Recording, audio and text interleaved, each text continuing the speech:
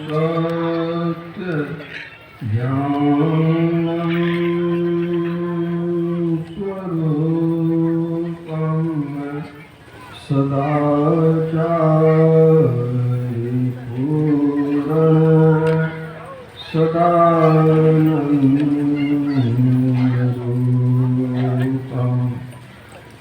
भले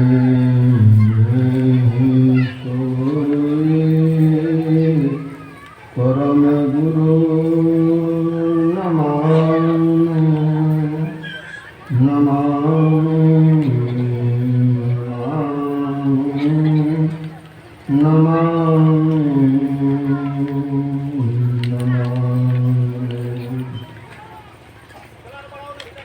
सम्माननीय महात्मा गांधी, समादरणीय सज्जन वृंद, आदरणीय माताओं एवं ग्रंथ पाठ में आपने मुख्य रूप से यह बात सुनी थी कि ध्यान करने के लिए उचित जगह में ढंग से बैठकर और अपने ख्याल को नासाज में रखना चाहिए। 3 बात है, एक तो उचित जगह हो और दूसरा बैठने का ढंग सही हो और तीसरा लक्ष्य का ध्यान। तब ध्यान में सफलता मिलती है और शांति में सुख मिलता है। अभी आपने सुना विवेकानंद जी महाराज ने कहा कि मैं उस देश का वासी हूँ जहाँ शांति प्रिय है। पूरे भूमंडल में 290 देश हैं। उन देशों में भारत ही एक ऐसा देश है जहाँ आध्यात्म ज्ञान की मुख्यता है, सब देश से उपज रही है, प्रचार हुआ है। दुनिया के अन्य देशों के जिज्ञासु यहीं पर आकर ज्ञान सीखे थे। ऐसा क्यों है कि भारत की भूमि पूर्व की तरफ में झुकी हुई है, इसीलिए गंगा नदी पश्चिम से पूर्व की तरफ में प्रवाहित होती है। और भारत में भी कुछ खास जगह है जहाँ ध्यान करने में अब तक अच्छी सफलता मिलती आई है। और कहीं ऐसी भी जगह है जहाँ मन में विरोध की भावना बढ़ती है। जैसे भगवान श्री राम भगवती सीता लक्ष्मण जी रास्ते से जा रहे थे तो एक जगह लक्ष्मण जी के मन में विरोध की भावना बढ़ती। वनवास हुआ श्री राम को, सीता उनकी भार्या है, उनके साथ जंगल में रहे, मैं क्यों भटकता हूँ, हमको राज दरबार में रहना चाहिए। जब दूरी तय हुई आगे बढ़ गए तो लक्ष्मण जी के मन की सद्भावना उपजी, सेवा का अवसर मिला और इस तरह की भावना मेरे मन में क्यों आई। भगवान श्री राम के चरणों में सिर रखकर क्षमा याचना की कि ऐसी दुर्भावना मेरे मन में कभी नहीं आई। भगवान श्री राम ने कहा वह दुर्भावना तुम्हारा अपना स्वभाव नहीं, वहाँ मैं नाम का दानव रहता था, राह चलते मुसाफिरों को पीट कर लूट लिया करता था, उसकी मृत्यु हो गई। वह तो मर गया और उसकी नकारात्मक ऊर्जा प्रेत के रूप में वहाँ है, तो उसी ने तुम्हारे मन में विरोध का भाव भड़काया। तो लक्ष्मण जी ऐसे महापुरुष के मन में विरोध की भावना भड़काने वाला कौन? नकारात्मक ऊर्जा। तो ऐसी जगह भजन के लिए अच्छा नहीं है। दूसरी जगह नारद मुनि रास्ते से जा रहे थे, उनके मन में एकाएक शांति मालूम पड़ी। नारद जी ने समझा यह जगह भजन के लिए बहुत अच्छी है। भजन के लिए बैठ गए तो इंद्र की प्रेरणा से कामदेव ने अप्सराओं को भेजा। कामदेव अप्सराओं के साथ पहुंचा, बहुत संगीत हुआ।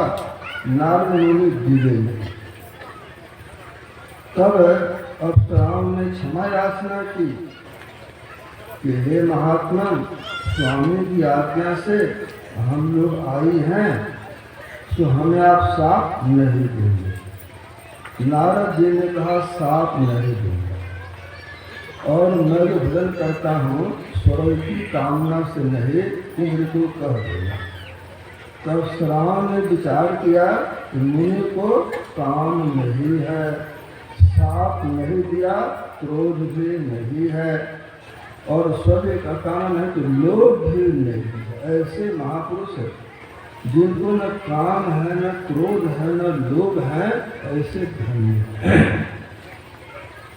तुलसी या संसार में कौन बड़ो समर्थ, एक कंचा में कामनी जो न पसारे है। संसार में वह सामर्थ्यवान होता है जो कंचन कामनी की इच्छा नहीं करता है। जो सदगुरु के सच्चे शिष्य होते हैं, साधु भीख न मांगे, जो मांगे सो भार, और सती न पीसे पीसना, जो पीसे सो रार। साधु जहाँ बैठेगा गुरु के ज्ञान को समझकर उसके पैर के पास है, सभी सुविधाएं पहुँचेंगी, मांगने की जरूरत नहीं है। क्योंकि गुरु का शिष्य जानता है कि सब सुख अपने अंदर में है, बाहर नहीं है। सभी विद्या, सभी देवता, सभी तीर्थ अपने अंदर में है, बाहर में कहीं कुछ नहीं है। तो साहब के दास कहा यारो, जगत की आह रखेगी, समरस स्वामी को जब पाया, जगत से देन न भागेगी। साहब घर में कौन कमी, इस बात को अंत याद कीजिए। पर नाम भारत चाहती साहब कहते हैं परमात्मा के यहाँ कोई कमी नहीं है। मोर दास कहा नर आशा, कभी तो कहूँ कहाँ विश्वास। मेरा सेवक होकर और दुनिया के आगे हाथ पसारे, इसको देना उससे लेना, इस साथ में काम नहीं। इस तरह से नारद मुनि बैठ गए, साधना में सफलता मिली, और जब उठे तो अपनी जीत समझी। गए भगवान शिव के पास, प्रभु मैंने कामदेव को जीत लिया। भगवान शिव ने कहा यह बात और किसी से मत कहिए, मतलब ये बात सुनने के लायक नहीं है। नारद मुनि ने समझा इतनी बड़ी जीत और किसी को सुनाने के लायक नहीं, भगवान शिव क्या कहते हैं। और बात ऐसी थी, भगवान शिव ने अपनी बड़ाई नहीं, बड़े बड़ाई ना करे, बड़े न बोले बोल, रहमन हीरा कब कहे, लाख टका मेरे मोल। भगवान शिव ने वहाँ ध्यान किया था, और इंद्र की प्रेरणा से कामदेव पहुँचा, भगवान शिव ने जला दिया। तब शिव केसर नयन भारा, चितवत काम भयो जद छारा। भगवान शिव ने घोषणा की थी, यहाँ जो ध्यान करेगा उसे काम कला नहीं व्यापेगी। नारद जी को पता। नारद जी भगवान विष्णु के पास गए, और भगवान शिव के मना करने के बाद भी अपनी प्रशंसा कर दी। भगवान विष्णु ने कहा आप ज्ञानी हैं, महात्मा हैं, आपको भला काम कला व्यापेगी। और बाद में नारद की जो हालत हुई स्वाप सब तो कहने का मतलब हमारे ऊपर जगह का प्रभाव पड़ता है। कि वेदवाणी उपनिषद वाणी आपने सुने, पर्वताग्रे नदी तीरे दिव्य मूले, पर्वत के शिखर पर, और नदी किनारे यहाँ भी देखते हैं कि बगल में नदी है, लेकिन नदी दक्षिण तरफ में है। नदी भरी जगह के उत्तर में होना चाहिए। तो नदी हो गई जगह के दक्षिण में, अग्नि कोण में पानी का जमाव हो गया। तो परिणाम क्या हुआ? 16 साल से मंदिर अधूरा पड़ा है। अब तक देखिए मंदिर 16 साल से अधूरा पड़ा है।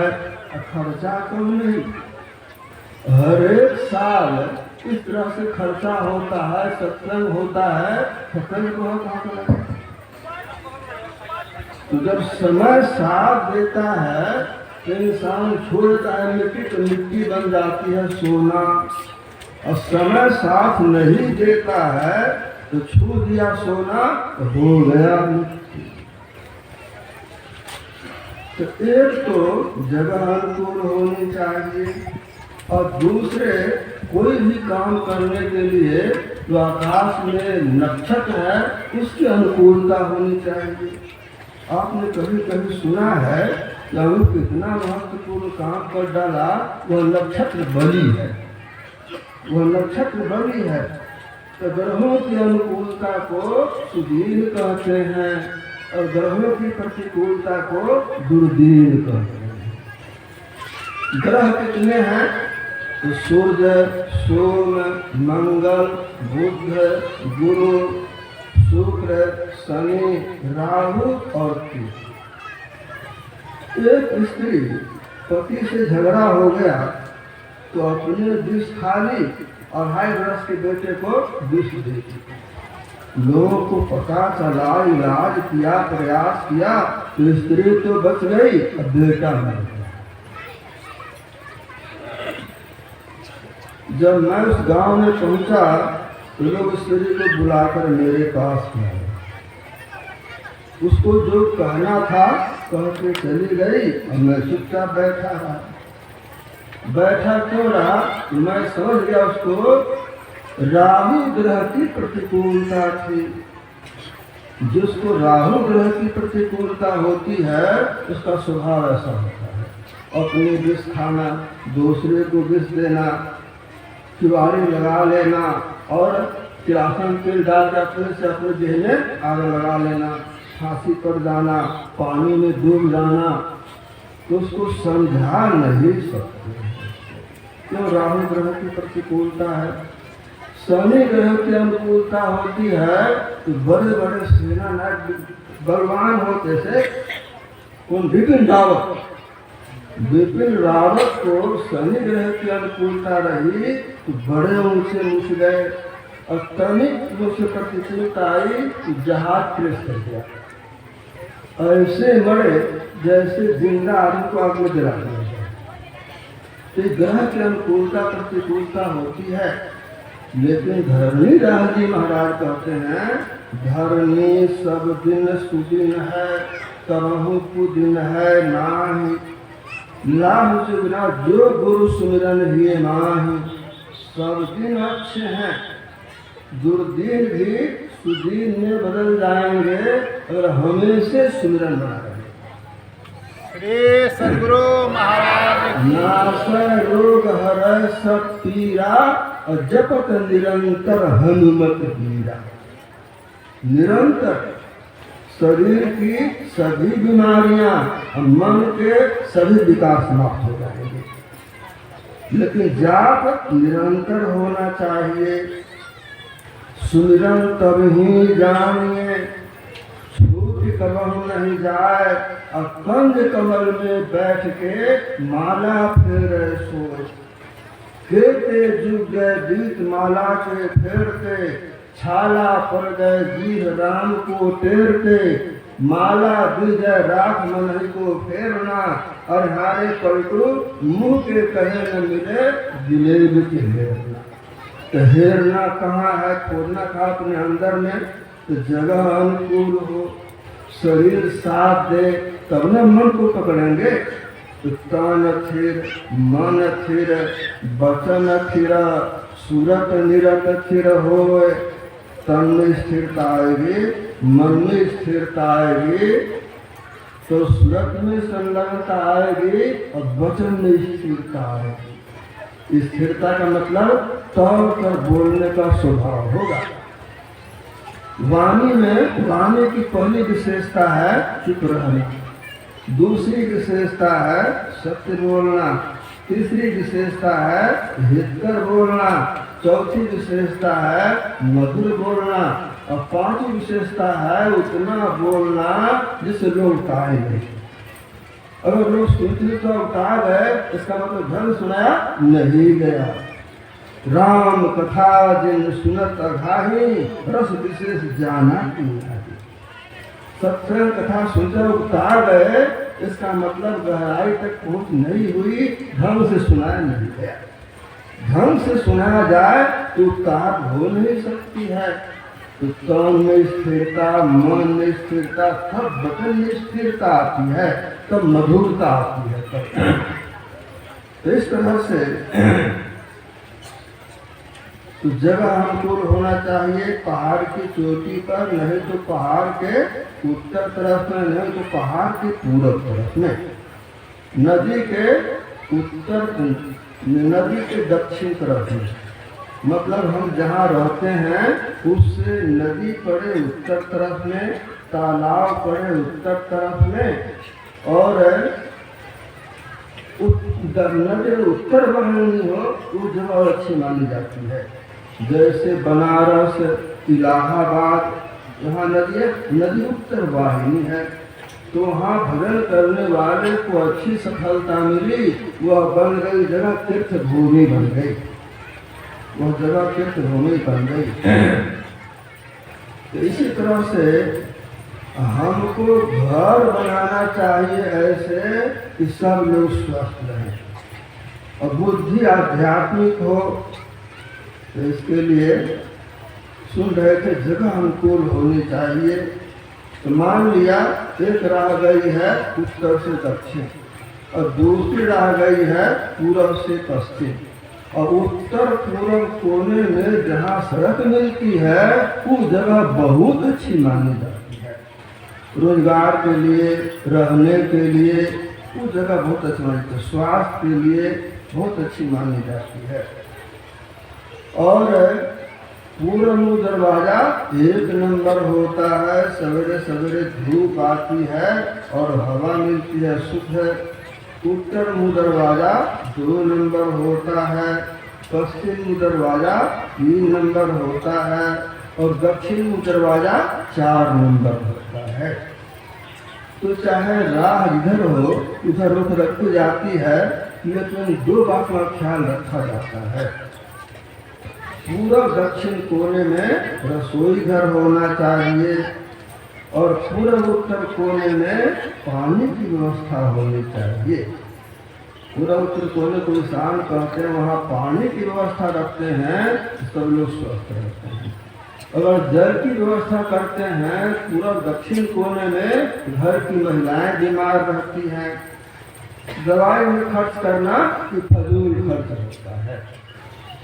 अगर दक्षिण पश्चिम कोने में जल की व्यवस्था करते हैं, कोई बच्चा शराबी निकल सकता है, तो दक्षिण पश्चिम कोने में भूल करके जल की व्यवस्था नहीं करनी चाहिए। और उत्तर और पूर्व कोने में शौचालय नहीं बनना चाहिए और सीढ़ी नहीं बनना चाहिए। पूर्व उत्तर कोने को ईशान कोण कहते हैं, वहाँ शौचालय नहीं होना चाहिए, नहीं तो काम में सफलता मिलेगी नहीं।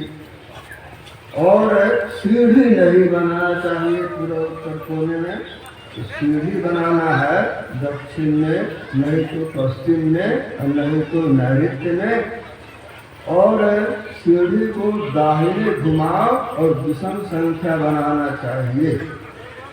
सीढ़ी के नीचे शौचालय नहीं बनाएंगे, सीढ़ी के नीचे रसोई घर नहीं बनाएंगे। रसोई घर बनाएंगे पूर्व दक्षिण कोने में, और मास्टर बेडरूम शयन कक्ष बनाएंगे दक्षिण पश्चिम कोने में। और दक्षिण पश्चिम कोने को नैऋत्य कहते हैं। उसके 2 भाग होते हैं, तो पश्चिमी नर्क दक्षिण नर्क में दरवाजा नहीं बनाना चाहिए। वहाँ से तनाव घुस जाएगा, झगड़ा हो जाएगा, तो न्यायालय में खर्चा होगा। मुकदमा में, कचहरी में खर्चा करना, डॉक्टर वैद्य में खर्चा करना एक धन का दुरुपयोग माना जाता है।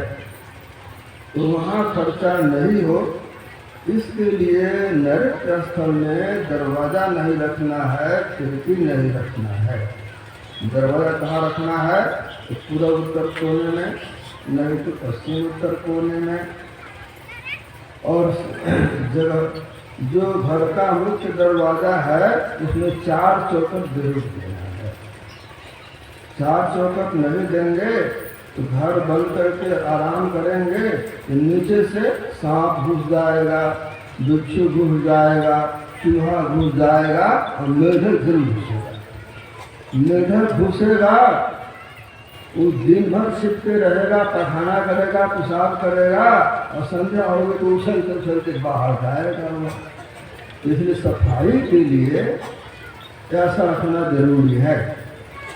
और दरवाजे के ऊपर उसी जगह में दरवाजा होने में खिड़की और उसके रोशनदान जरूर होना चाहिए। ठंडी का समय है, सब बंद कर दिया तो हवा आती है। और जो बेडरूम है, शयन कक्ष है, उसमें कोठी या अलमारी अधिक नहीं रखना है। क्यों? साफ खुली बेरोक हवा सब रोक करा। शरीर स्वस्थ रहेगा तब न ढंग से बैठेंगे। तो साफ खुली बेरोक हवा सब रोक करा। एक संभ्रांत परिवार की महिला थी, बड़ी विदुषी। उसका नाम था शारदा देवी। 6 वर्ष पहले हुई थी। और उनके एक बेटे का नाम था सर्वानंद, उद्भट विद्वान शास्त्रों का। विद्वान मतलब वास्तु शास्त्र को जाने, वास्तु मतलब घर बनाने की कला, और ज्योतिष शास्त्र को जाने, नक्षत्र विद्या को जाने, कि समय पर शिलान्यास करे या कोई काम करे तो समय साथ दे। ऐसे समय में शिलान्यास करना है कि मन बना रहे कि हाँ घर बनाना है और पैसा भी आ जाए, शरीर करने जल्दी घर बन जाए। उसको कहते हैं नक्षत्र के ग्रह की अनुकूलता। ऐसा ख्याल नहीं करने से फिर कोई काम नहीं बनता है, परेशान होकर रह जाता है। तो आयुर्वेद शास्त्र भी जानते थे। आयुर्वेद में देह को ठीक रखने का ज्ञान होता है। देह को रखेंगे ठीक तब ना भजन करेंगे, लंबे समय से बैठेंगे। तो देह को ठीक रखने के लिए आयुर्वेद में ज्ञान है कि उषा काल में जल पीना चाहिए। कम से कम सियाने आदमी को 3 गिलास उषम जल और घूट कर पीना चाहिए।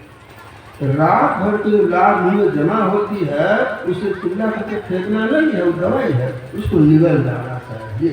ये पहला काम हुआ। उसके बाद है शौच जाना, दातुन करना, स्नान करना, ध्यान करना, आसन प्राणायाम जरूर करना। यम नियम आसन प्राणायाम इससे स्वस्थ रहता है और बैठने में बल मिलता है। और उसके बाद है सूरज निकलने के 2.5 घंटे अंदर कुछ खाना है जरूर। एक स्त्री को 2 बेटियां थी और तीसरी में गर्भ रहा तो उसको मालूम हुआ कि लड़का है, बड़ी खुशी हुई। और उपवास व्रत बहुत कर ली तो लड़का विकलांग हो गया। तो उसको चाहिए पूरा पोषण और उपवास व्रत पूरा कर ली, लड़का साथ में मर गया। इस तरह से कब क्या करना है यह ख्याल रखना चाहिए अपने लिए, बच्चे के लिए। तो सूरज उगने के 2.5 घंटे के अंदर फल खाना अच्छा है। 100 बीमार 1 अनार। अनार के दाने चूस लेंगे, देह की ऐसी ताकत बढ़ेगी तो 100 बीमारी से लड़ सकते हैं।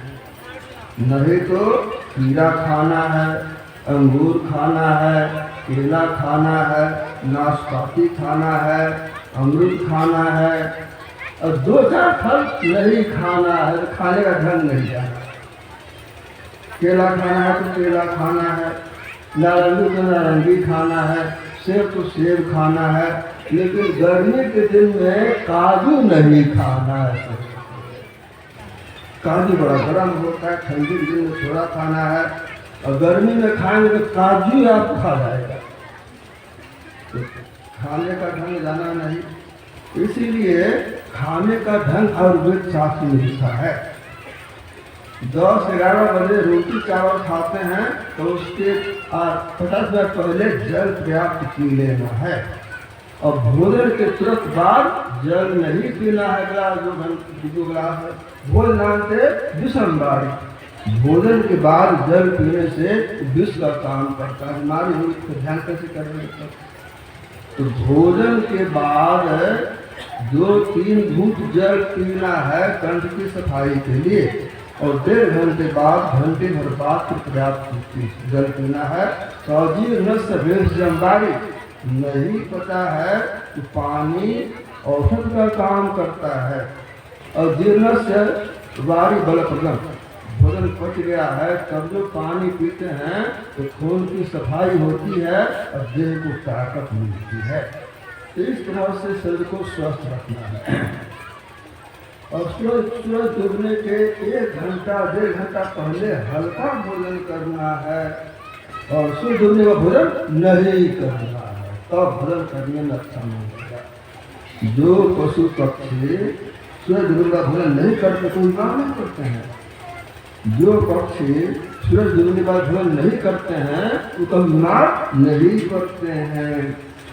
तो सूरज डूबने के बाद कहीं भूख लगे तो त्रिफला चूर्ण खा के गाय का दूध पी लेंगे, भूख मिट जाएगी और समय से बदन में बैठ जाएंगे, कोई परेशानी नहीं होगी, शरीर भी स्वस्थ रहेगा।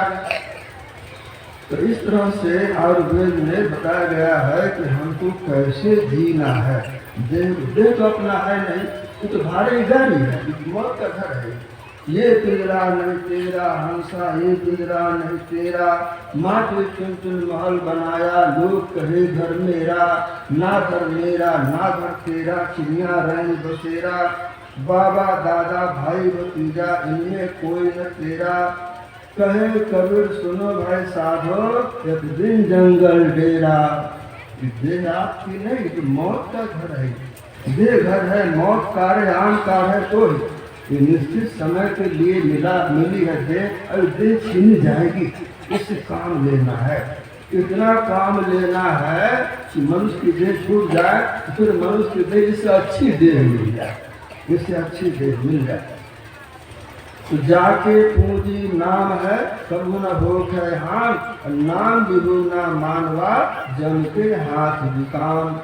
आप जो सत्संग करते हैं, सुनन करते हैं, इसी की पूंजी साथ जाती है, और उसी पूंजी के बल से आपके लिए जमीन की व्यवस्था, घर की व्यवस्था, ये सब व्यवस्था होती है।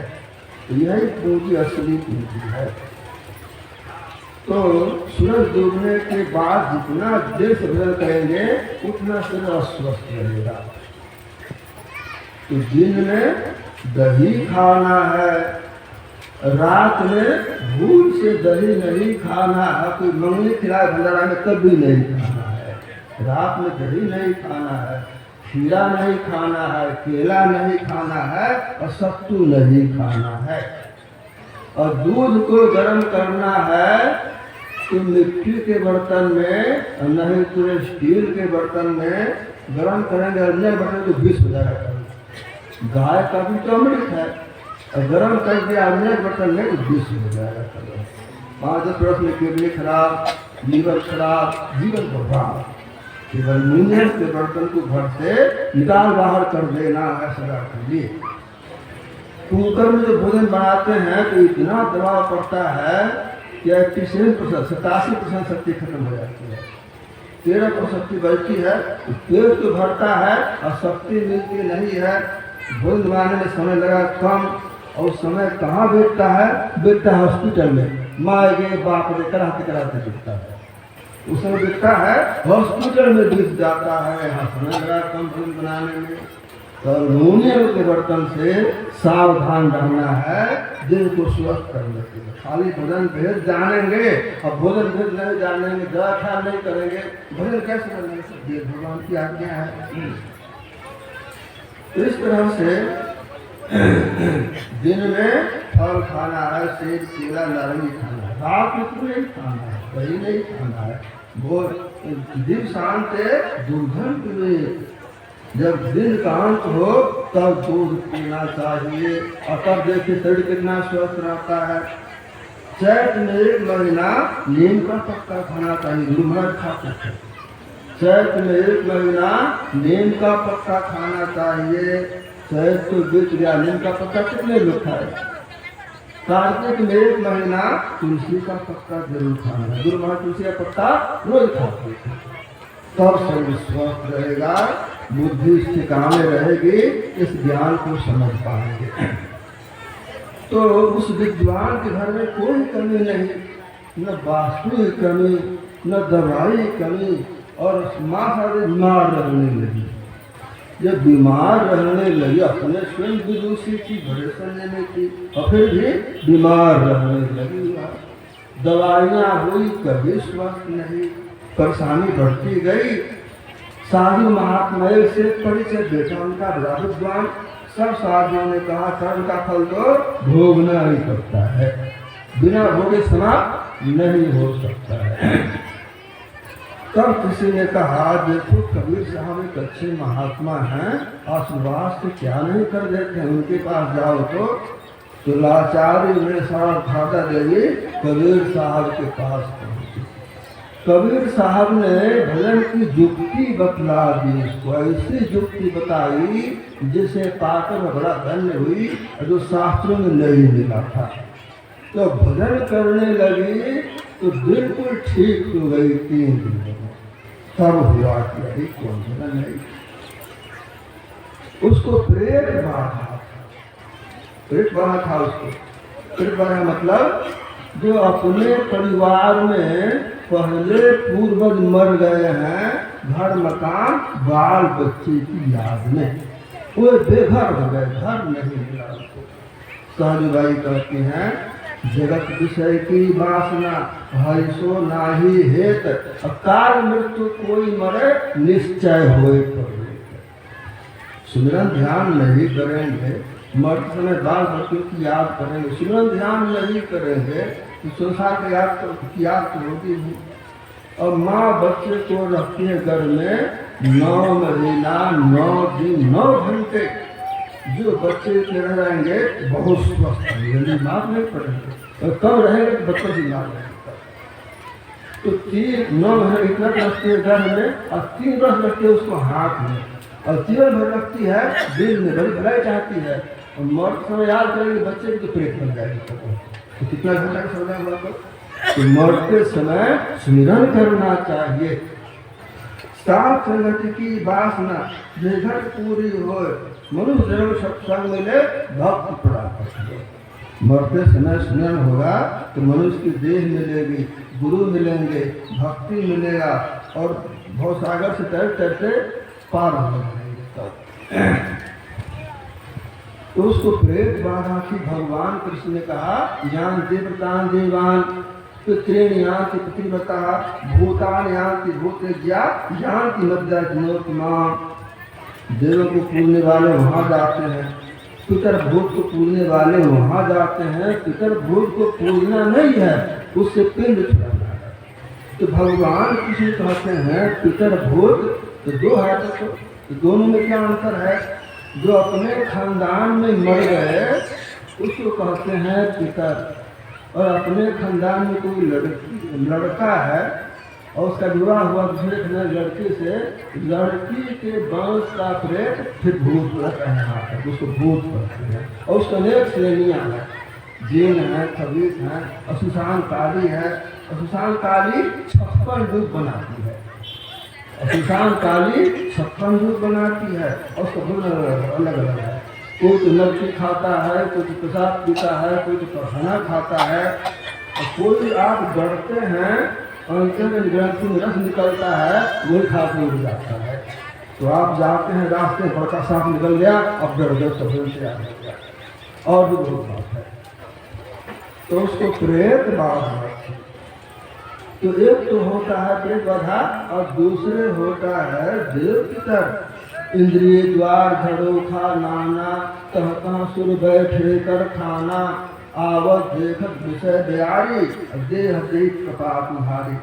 इंद्रियों के झरोखों में देवता स्थान बनाकर बैठे हैं, उन्हें ज्ञान अच्छा नहीं लगता है। जब विषय आता है तो हर्ष करके कपाट खोल देते हैं। तो भूत प्रेत देवी सत्य बाधा है। जब वह जाप करने लगी तो उनको बड़ी मार करने लगी, वो हट गए।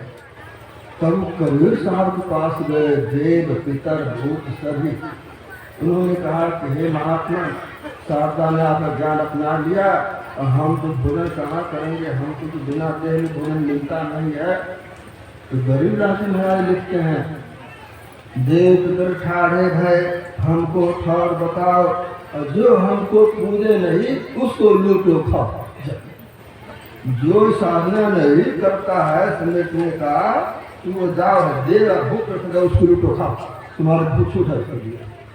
देव देव ठाढ़े भय हमको ठौर बताओ, और जो हमको पूजे नहीं उसको लूटो खाओ, कबीर साहब ने कह दिया। तो इस तरह से हमको देह मिली भक्ति करने के लिए, हमको खाने में व्यवधान, तो कब कुछ बात विकृति होगी तो देह में इससे नहीं रह पाएंगे, अपना से अपने को भार होगा, बोझा हो जाएगा। दूसरे को बोझा हुआ तो क्या हुआ। शरीर को स्वस्थ रखना है, बीमारी से बचाना है, उचित जगह में बैठना है और तब ढंग से ध्यान करना है, तो सब समय साथ देगा, जगह साथ देगी। और जो जगह विपरीत है, भजन करते करते जगह अच्छी बन जाती है, भजन करते करते उस जगह अच्छी बन जाती है। एक सत्संगी हेड मास्टर साहब में लिखते थे, उनके पिताजी की मृत्यु हो गई थी साल भर पहले। तो वार्षिक स्मृति में हमको बुला कर ले गए। तो दिन में सत्यनारायण भगवान की पूजा की व्यवस्था की थी और रात में सत्संग की व्यवस्था की थी। तो हम शाम में पहुँचे तो लोगों ने हमको सुनाया कि माँ साहब जो सत्संग पूजा में बैठे थे, एकाएक आवेश आ गया, हैं पूजा यहाँ करते हो और गोसाई घर में पूजा क्यों नहीं किया। इन लोगों ने कहा देवता आए, देवता घर से गोसाई घर जाके पूजा कर लिया, शांत हो गया। लोगों ने मुझको सुना तो मैं तो समझ गया, इस खानदान में जो लोग मर गए हैं तो गिरोह में होते हैं, समूह में होते हैं, तो उस गिरोह में दो हो गए हैं समान ताकत वाले। तो एक पूजा लिए सत्यनारायण घर बैठ करके, दूसरा पूजा ले लिए गोसाई घर बैठ करके। किसकी पूजा की? सत्यनारायण स्थल में और गोसाई दोनों जगह तो प्रेत की पूजा हो गई, दोनों जगह प्रेत की पूजा हो गई। तो प्रेत को पूजना नहीं है, उससे प्रेत छुड़ाना है, ऐसा भगवान कृष्ण कहते हैं। तो भूतवा के पूजले भूतवा हो कभी खराब कहते हैं। भूत जो पूजक है होगा वो फिर भूत है जी, भूत जोनी भ्रमक फिरे, उनका वो याकूत है जी, पलटू कुल नहीं छोड़ जहाँ बाप गया कहाँ भूत है जी। पलटू साहब कहते हैं मत करो। जो सदगुरु से सच्ची जुक्ति जानते हैं, अगर जुक्ति नहीं जानते हैं तो घर घर मन देख फिरता है महिमा की अभिमाना, और गुरुआ सहित शीश का बोरे अंतकाल पछताना। घर घर मन देख फिरता है महिमा की अभिमाना, और गुरुआ सहित शीश का बोरे अंतकाल पछताना। जहाँ ज्ञान नहीं, विवेक नहीं, उस संस्था में कभी शांति नहीं रहेगी। आपस में लड़ेंगे, मरेंगे, भिड़ेंगे। वो सदगुरु का सच्चा शिष्य होगा, वो सब कुछ अपने अंदर जानेगा। ये कमरा के लिए लड़ेगा, इनका जमीन के लिए लड़ेगा, सब कोई पाप जा कठिना है, मानुष का नाम कम जग माही। नानक साहब कहते हैं साधो तो मन की मान्यता है। संसार जैसा बीज वैसा पेड़ वैसा फल, और जैसी हमारी मान्यता वैसी हमारी व्यवस्था। महात्मा बुद्ध ने कहा हमारी वर्तमान हालत हमारे विचारों का फल है, उसकी बुनियाद हमारे विचारों से बनी है। अगर मनुष्य बुरी कल्पना से बोलता करता है तो दुख उसके पीछे वैसे चलता है जैसे बैलों के पीछे गाड़ी का पहिया तो अपने कंधे से खींच के चलते हैं। हमारी वर्तमान हालत हमारे विचारों का फल है, उसकी बुनियाद हमारे विचारों से बनी है। अगर मनुष्य अच्छी कल्पना से बोलता है, काम करता है, तो सुख उसके साथ वैसे रहता है जैसे देह की छाया कभी साथ नहीं छोड़ती है। तो हमारे मन की कल्पना से हमको शरीर मिला, किसी का शरीर लंबा, किसी का नाटा, किसी का गोरा, किसी का काला, और किसी का कोई तो विद्वान तो कोई मूर्ख, ये कहाँ से आ गया? तो साधो काया कर्म निशानी कर्ता देव कारण परमेश्वर भोग जीव जग जोनी प्रकृति पुरुष स्वभाव काल प्रकट पिंड मन माने को गोर को कपिल श्याम अनुष्ठित, ये सब व्यवस्था हमारे मन से निकलती है। इसी मन को मिटा देना है, बस तब मुक्ति मिल जाएगी। मन ही आकाश बात हाथ न पड़ कछ मन के न रूप रेखा वृद्ध ही न बारो है और सुंदर कहत परमार्थ विचार जवा और मन मिट जाइए तो ब्रह्म निरसार है। परमार्थ के विचार से मन मिटता है और तब एक परमात्मा रह जाते हैं कि संसार ऐसे लुप्त होता है जैसे जल जाने पर सपना का संसार समाप्त होता है। जय जाने जग जाय हेराए जाय था सपन धर्म जाए दरिया को साथी कहे झूठ न माने कोय सब जल सपना निंद में जानिया जागन हो माया रूप जागे सभे सो सूता कर जान दरिया जागे ब्रह्म जिसे सो जागा परमान। तो सदगुरु से दीक्षा लेकर वो भजन करने लगे, उसके सभी बीमारी दूर हो गए और मन के सभी विकार दूर हो गए। तब चिदानंदमय देह तुम्हारी और विगत विकार ज्ञान अधिकारी। आपका रूप चैतन्यमय है, जो अधिकारी जीव हैं वो इस बात को जानते हैं। अधिकारी कौन बनाते हैं? गुरु बनाते हैं। सो सुन रहे आप सुन रहे नानक ताके बलि बलि जाए, सुमिरन वही करता है। सदगुरु आप सुमिरन करवा लेते हैं। किससे सुमिरन करवाते हैं? जो अपने मन को गुरु के ज्ञान में रखता है। कृपा कृपा सब कोई कहे कृपा बंद नहीं कोई, तो सब विधि साधु होए। मतलब जो अपने मन को गुरु के ज्ञान के अंकुश में रखता है। प्रणाम साहब कहते साधो मन का मान त्यागो काम क्रोध संगत दुर्जन की ताके निभागो सुख दुख दो शंकर जाने और मान अपमाना हरक शोक रह पीता केंद्र तत्व पिछाना अस्त निंदा दो त्यागक खोजे कर निर्वाणा जन नानक यह खेल कठिन है कि नहीं गुरुमुख जाना।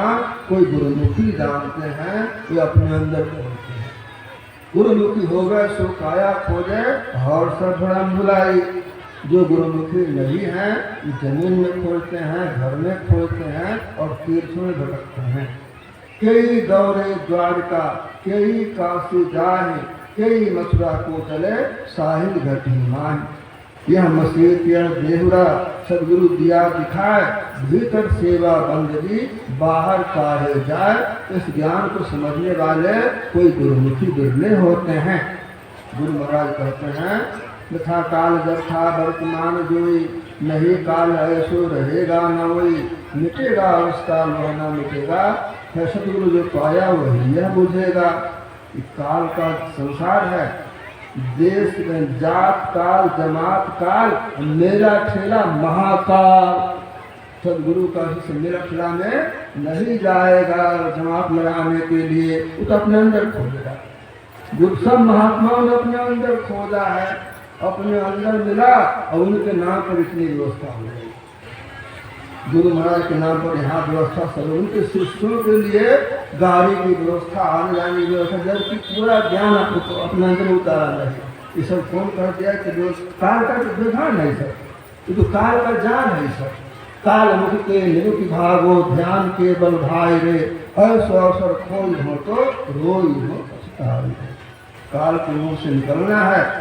3 शून्य में जम की जाली आसन योग नाम बिनु खाली चौथी सुन भजन कोई आवागमन बहु नहीं होई।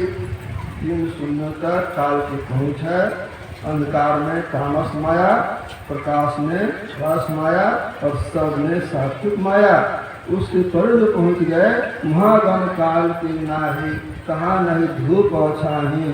कबीरा देश है न्यारा, लिखा है कोई राम का प्यारा। जो परमात्मा का प्यारा है सो इसको समझेगा। तो परमात्मा का प्यार किसको मिलता है?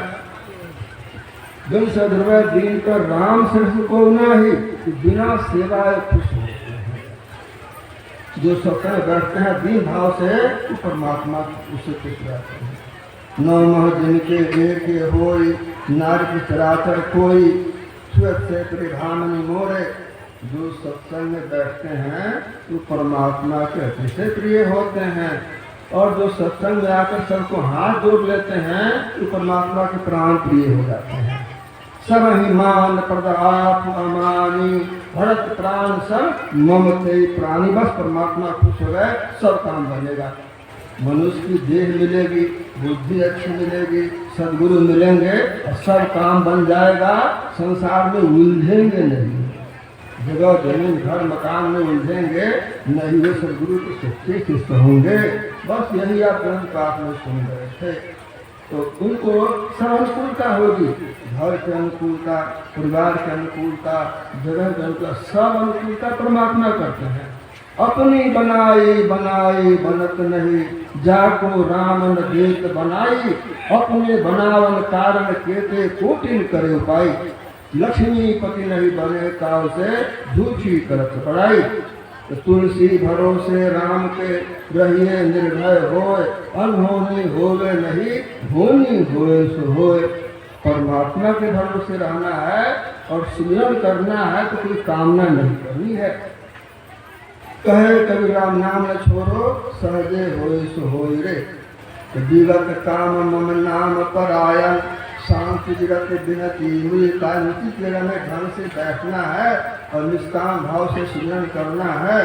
बस शांति आएगी, वैराग होगा और अपने आप में सुख मिलेगा। न देना न लेना, मगन रहना, अपने आप में सुख मिलेगा। उससे लिया उसको दिया, इस आदमी का काम नहीं। उससे लिया उसको दिया, तो संबंध बनता है। और इसी लेन देन में पत्नी होती है, बेटी होती है, बेटा होता है, दामाद होता है और बहू बनती है, नाती पोते होते हैं। इसी लेन देन में संबंध बनते हैं। तो देना न लेना, मगन रहना। और भजन में स्थिरता आएगी और सूरज चलेगी परमात्मा से मिलने के लिए।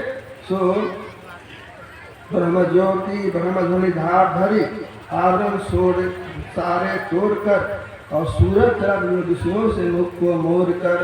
तो महात्मा बुद्ध का एक बेटा एक पत्नी, वर्तमान महावीर का की एक पत्नी एक बेटी, महात्मा दादू साहब की पत्नी दो बेटे और नारायण साहब की पत्नी दो बेटे, गरीबदास जी की एक पत्नी दो बेटे दो बेटियां। तो गृहस्थ हो चाहे विरक्त हो, यही ज्ञान समझ के करना है, बस सबको सफलता मिलेगी। करते गए जो अस्के सब राय राना रंग हो, और विप्र भंगी अपन पड़ुआ करो करी हो न संत हो। इस तरह ना सुख दुख गिरफ दे, ना सुख छड़ गया, सुख है दुख विचार दे। संताश्रम गया, गृहस्थाश्रमी हो या दृष्टाश्रमी हो, जो इस ज्ञान को समझता है बस वह गुरुमुखी है, कि भजन करेगा। राज मही राज, जोग मही जोगी, तपने तपे सुर गृहस्थ मही भोगी। ध्याय ध्याय भक्त सुख पाया, नाथ अंत न पाया। इस तरह से अविचार रमणीय महासंसार भयंकर भारी। भजन करेगा वह विचारवान होगा, वह दुनिया को दुखदाई समझेगा। भजन नहीं करेगा दुनिया को सुखदाई समझेगा। घर मकान इधर उधर सुख खोजेगा और कहीं सुख मिलेगा नहीं, सुख अपने अंदर में है। सब तो ही पास दुरा कछु नाही, सब तो मानुष तनन कम जग माही। दरिया दिल दरियाव है, अगम अपार बेअंत, और सब में कोई में सभे, जान मरण कोई शांत है। तो इस तरह तुलसीदास महाराज कहते हैं कहिए ताचो परम विरागे अत्यंत समसिद्धि तीन गुण त्यागे। वह परम वैरागी होगा रजगुण की सिद्धि रचना, सतगुण की सिद्धि पालन, तमगुण की अहंकार, वह संघार सबसे उठ जाएगा वह, तब अपनी से अपने अंदर अपनी पहचान करेगा। बस यही कुल महात्मा का उपदेश है और इसीलिए वेद भगवान ने इस तरह की बात बताई है, तो इसको जानना जरूरी है। यही थोड़े शब्दों से आपकी सेवा रही। बोलिए प्रेम से श्री सद्गुरु महाराज की जय। श्री सद्गुरु महाराज की जय। सबकी इच्छा थी कि पूज्य बाबा अधिक से अधिक हम लोगों को सत्संग सुनावें, अपने विचारों को सुनावें, तो पूरी हुई। और अब जो है भजन स्वामी सुरेंद्र बाबा जो कृत्यानंद नगर से आए हुए हैं, आप लोगों की सेवा में ध्यान के संबंध में, साधना के संबंध में, हाँ, आप लोगों को भजन सुनाएंगे, तत्पश्चात आरती भी स्वयं करेंगे स्वामी जी। आप लोगों ने शांति का दान दिया और थोड़ी देर बैठे रहे, तब इस सत्र की समाप्ति हो जाएगी। फिर दोपहर में 2 बजे से फिर चालू होगी। बोलिए श्री सद्गुरु महाराज की जय।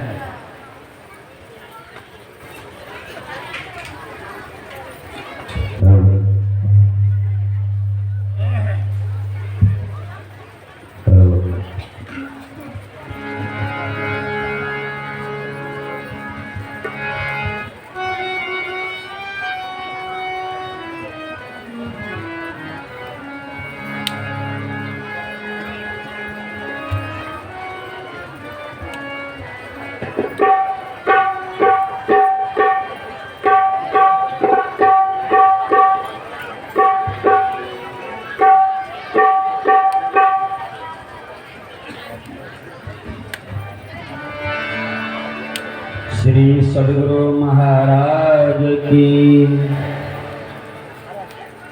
मैं भी भूखा गया हूँ, आप लोग भी भूखे हैं सब। ये जयकार के विदा सब में आरती व भोजन तैयार है, आप लोग भोजन करेंगे। श्री सद्गुरु महाराज की, श्री सद्गुरु महाराज की जय, श्री सद्गुरु महाराज की जय।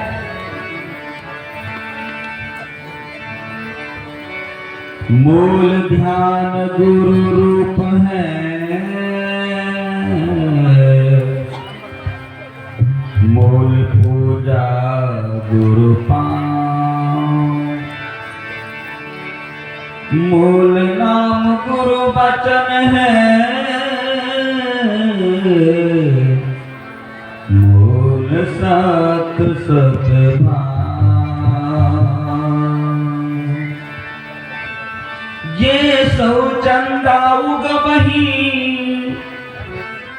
सूरज चढ़ई हटार, ये ते चानन हो दिया, गुरु बिनु घोर अंधार। श्री सद्गुरु महाराज की जय। संत तुलसी साहब जी का भजन है, आप पसंद करें। दिल का हुजरा साफ करूं, जाना को आने के लिए, ध्यान गहरों का उठा, उसको बिठाने के लिए। दिल का हुजरा साफ करो, जाना को आने के लिए, ध्यान गहरों का उठा, उसको बिठाने के लिए।